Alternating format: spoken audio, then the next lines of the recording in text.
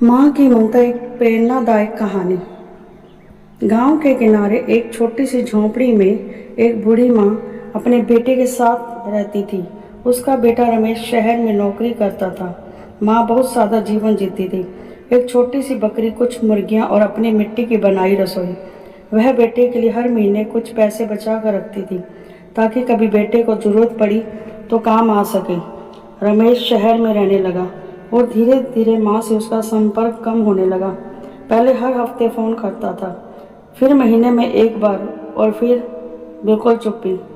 एक दिन माँ की तबीयत बहुत खराब हो गई।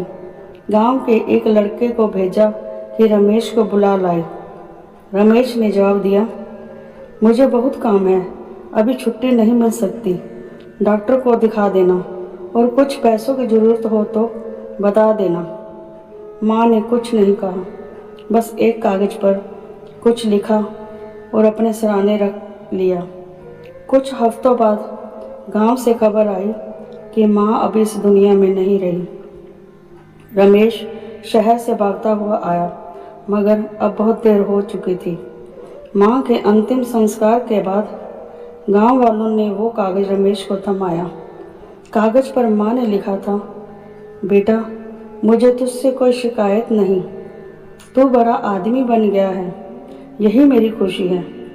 मैंने तेरे लिए अपने सारे सपने छोड़ दिए, लेकिन तू अपने सपनों में इतना खो गया कि तेरी माँ को भूल गया।